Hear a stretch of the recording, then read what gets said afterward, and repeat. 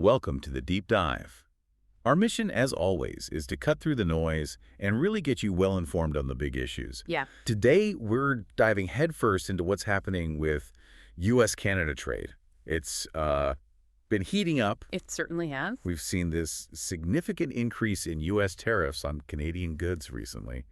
And, well, it's kicked up a lot of dust, hasn't it? Lots of mixed reactions. Definitely on both sides of the border. So we're here to unpack the sources, try to understand the real impact, and maybe explore what comes next for this, well, incredibly important economic partnership. And what's fascinating here, I think, is that these trade tensions, they aren't exactly new. This has been simmering for a while. Right. It's not just about these latest tariffs hitting the headlines. It's more about grasping the motivations behind them, Big guy. and the immediate consequences for businesses, for consumers. For you listening. Exactly. And the very different perspectives coming out of the U.S. and Canada, it's a really dynamic negotiation. And understanding those broader implications is, well, it's key to making sense of it all. That broader context is definitely crucial.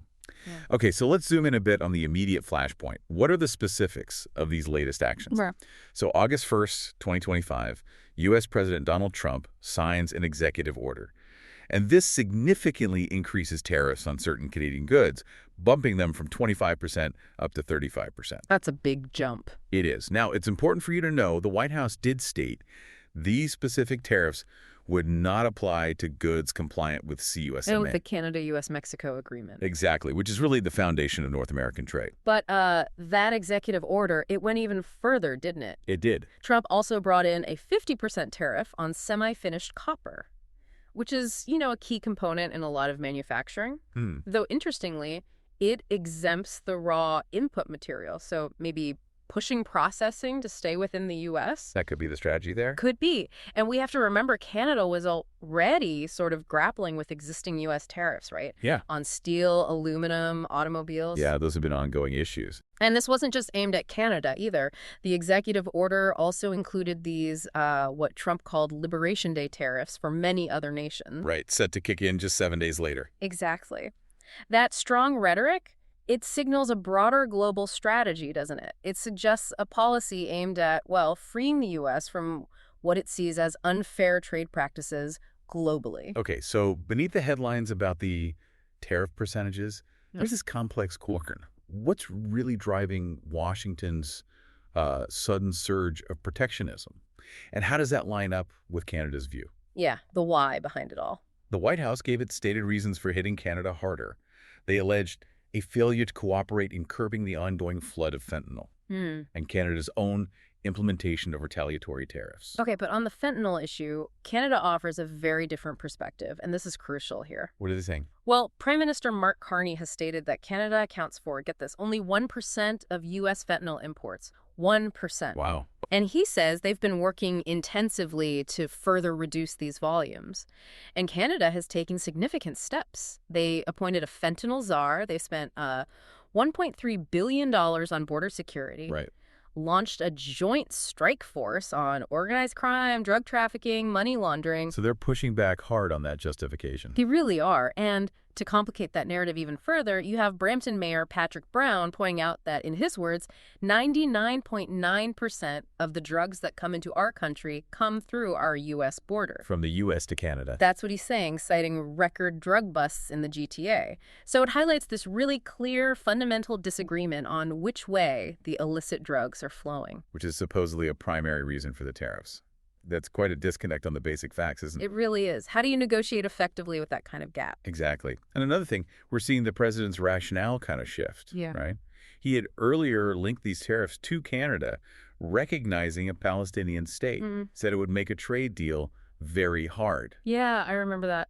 But then he clarified on Thursday that this was not a deal breaker.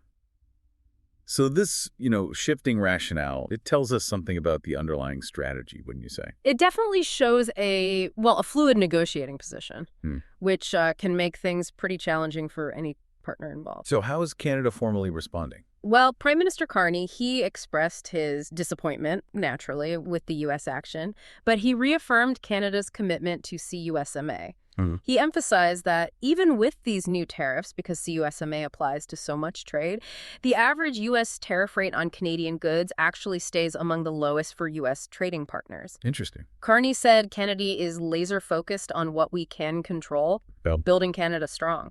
and the trade minister, Dominic LeBlanc. He echoed that sentiment. Said that despite the ongoing negotiations, there just wasn't a viable deal on the table before the August 1st deadline that was, quote, in the best interests of Canadians. Though he did acknowledge the U.S. remains open to talks and that negotiations are complex, comprehensive, and constructive, whatever that means in practice right now. Right. Still sounds like a tough spot. It is. And Carney also cautioned that other sectors, lumber, steel, aluminum, autos, they remain heavily impacted by those other industry-specific tariffs. Those haven't gone away. Good point. Separate buckets of tariffs here. Exactly. And he reiterated Canada's commitment to act to protect Canadian jobs, invest in our industrial competitiveness, buy Canadian, and diversify our export markets. It's a clear signal Canada isn't just reacting, they're trying to strategize more broadly. Okay, so policies are in play, governments are responding. But the crucial question becomes, what does this all actually mean for you, the everyday Canadian, and for businesses across the country? Yeah, the real-world impact. You heard Amy Klobuchar from Minnesota talking about the devastating impact tariffs are already having in her state, where businesses rely so much on Canada. And we're definitely seeing those impacts directly in Canada now through increased costs. For instance, appliances. If you're looking for a new washer or fridge, these tariffs aren't just abstract numbers, they're hitting your wallet. Canadian counter tariffs on U.S.-made appliances, plus rising American steel prices. Well, refrigerators and freezers were up 2% year over year in June. Dishwashers and laundry machines up 4.5%. Wow. Some retailers were even advertising pre-tariff sales. That tells you something right there. Yeah, that's a clear sign. And the automotive sector, you mentioned that earlier, it must be getting hammered. Oh, absolutely hammered. It's no surprise, really, given how integrated that industry is. Vehicles crossing the border, 8 times during assembly? Something like that, yeah. So a 25% U.S. tariff on non-U.S. built cars and trucks, plus Canada's own reciprocal tariffs. New car costs were up over 5% in June alone. Ouch. And used car prices, they're accelerating too, which kind of suggests people are being priced out of new vehicles. And we've even seen Stellantis pause the reopening of their Brampton plant. That's 3,000 direct jobs, plus thousands more in the supply chain just in limbo. That's a huge direct hit on Canadian families. It really is. And groceries, too, feeling the pinch. Canada's counter tariffs targeted U.S. foods. Right. So even with some temporary exemptions, things like ketchup, peanut butter, jam, turkey, pasta, oranges, prices have increased. Fruit juice up 7.5%, canned soups up 8%, partly due to those steel and aluminum levies. So it layers on. It does. Loblaw, one of the biggest grocers, they're now labeling almost 7,500 items with a little T for tariff-related price hikes. Seriously, a T? Yeah, and they've already seen a 20% drop in sales on those specific items. So if you're shopping, you might actually be seeing these impacts right there on the shelves. It's not just the direct trade stuff either, is it? We saw this weird 2% jump in clothing and footwear prices from last year. Right, and that's not directly from U.S.-Canada levies on clothes. It seems to be more of a ripple effect. From the broader global trade war. Exactly, impacting manufacturing hubs like China, Vietnam. It just creates this widespread uncertainty and bumps up costs everywhere. And even housing and remodeling, how does that get hit? Well, the uncertainty itself is delaying projects. Companies are scrambling to find local sources. But some key materials, like certain layered glass windows, they just can't be easily replicated here or sourced elsewhere quickly. So prices go up. Okay. Homeowners' maintenance and repair costs are also up slightly because of counter tariffs on things like carpets, flooring, shingles. And CMHC data is showing housing starts slowing down between 8 and 26% in Ontario. And Ontario is obviously hard hit by the auto tariff. Precisely. It shows how these things spread through the economy, impacting your daily life in ways you might not expect. So the big picture here, the overarching economic concern for you, for businesses, is this ongoing uncertainty. It sounds like it's put a real chill on investment in Canada. Yeah, that's the phrase you keep hearing. Small and medium-sized businesses must be really worried. They often have to just absorb these costs, right, facing tough choices. They do. And what really emerges from the consensus among Canadian business groups, the Chamber of Commerce, CFIB, is this feeling that no deal is better than a bad deal. Right. But at the same time, The lack of a resolution, this ongoing uncertainty, it makes it incredibly hard for businesses to plan for the future. Long-term planning becomes almost impossible. And this uncertainty, it seems to have really lit a fire under some politicians, calling for a stronger Canadian response. Absolutely. Ontario Premier Doug Ford, for example, he urged Prime Minister Carney not to roll over. His words were, hit that guy back as hard as we possibly can. Strong language. Very. He specifically called for a 50% tariff on U.S. steel and aluminum. And he talked about Canada's leverage, oil, gas, critical minerals, steel, aluminum, electricity, potash, uranium. Yeah, listing Canada's assets. And reminding everyone that Canada is America's #1 customer. He also pushed for onshoring industries like aluminum can manufacturing to cut reliance on the U.S. That's a pretty aggressive stance. It is. And other political figures are weighing in, too, showing a real range of perspectives, actually. Like who? Well, Mississauga Mayor Carolyn Parrish, she supported Ford's call for retaliation, but she was a bit cautious on that 50% rate, saw it more as a chance for Canada to look within, become more self-sufficient. Okay. Brampton Mayor Patrick Brown called the tariffs foolish, misguided, and unjustified, warned about severe economic fallout. He's pushing for a united Canadian response and noted that his region, Peel, their procurement rules now exclude American companies. Wow. Okay, taking direct action there. And across the other provinces, what are we hearing? It's a mix, reflecting different regional concerns, I think. Conservative leader Pierre Poilievre, he seems to still hold out hope for a deal that ends all U.S. tariffs on Canada, including those older ones. The whole package. Right. Quebec Premier François Legault called it disappointing, urged market diversification, economic autonomy. Alberta Premier Danielle Smith said tariffs weaken a key alliance, called for continued talks but also strengthening Canada's own economy. So disappointment seems universal, but the what next varies. Pretty much. Nova Scotia Premier Tim Houston expressed disappointment too, but really focused on building the provincial economy, becoming more self-reliant, diversifying trade, removing internal trade barriers within Canada. Interesting angle. Yeah. And he added they will not hesitate to implement retaliatory measures again if they are needed. So that option is still on the table. It's this chorus of voices, right? Shared frustration, but a strategic split on the best path forward. It's definitely a complex picture. On a slightly different note, former Conservative leader Erin OLeary, he thinks Canada can still get a deal by September. Oh, really? Why is that? His argument is that the U.S. will start facing shortages on shelves and inflation as the fall and winter holidays get closer. He thinks that'll force Trump to need a deal. An interesting theory. Relying on U.S. domestic pressure. Yeah, suggesting economic realities south of the border might eventually drive a resolution.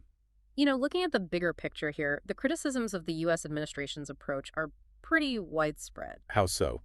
Well, many view Trump as, frankly, an unreliable partner, someone who is constantly moving the goalpost for what counts as a suitable agreement. Yeah, that makes negotiation tough. It sounds less like a predictable negotiation and more like, trying to hit a constantly moving target in the dark. And there's also that perspective we mentioned that Trump might be using Canada to send a message to the rest of the world. Right, because Canada was one of only 2 countries that initially really stood up to his tariff threats. And some argue that the world made a mistake by not retaliating more broadly back then. So maybe Canada's caught in a bigger geopolitical game here. Could be. And when you compare Canada's position now, other countries have managed to reach formal agreements, right? Though the tariff rates vary quite a bit. Like who? Well, the UK settled for 10%, the EU got 15%, Vietnam and Indonesia around 19-20%, and Mexico, notably, got a 90-day extension. So there is some flexibility, just not for Canada in this round. Seems that way, which makes Canada's ongoing stalemate particularly striking, doesn't it? It really does. Yeah. And it's clear this isn't just about Canada. The financial markets globally were pretty turbulent because of the uncertainty from Trump's latest tariff moves. Yeah.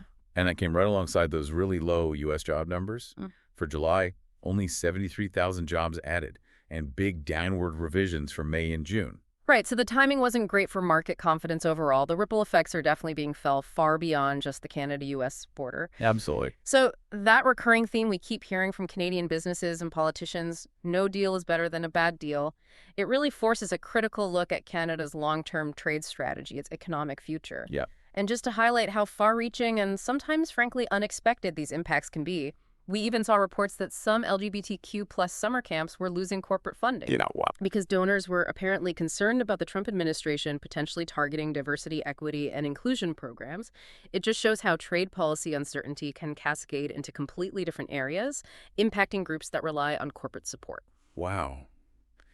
That really illustrates the unpredictable ripple effects. Yeah. Okay, this has been a truly complex deep dive into the U.S.-Canada trade relationship. We've hit on everything from your grocery bill right up to global trade strategy. It covers a lot of ground. It really does. And as we wrap up, it kind of leaves us with a big question for you, the listener, to think about.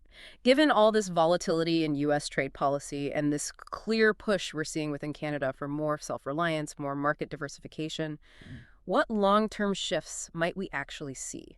Shifts in Canada's economic identity, maybe, its international relations. Could this period of intense trade pressure be a moment where Canada fundamentally redefines its whole global economic approach? A potential turning point. Lots to think about there.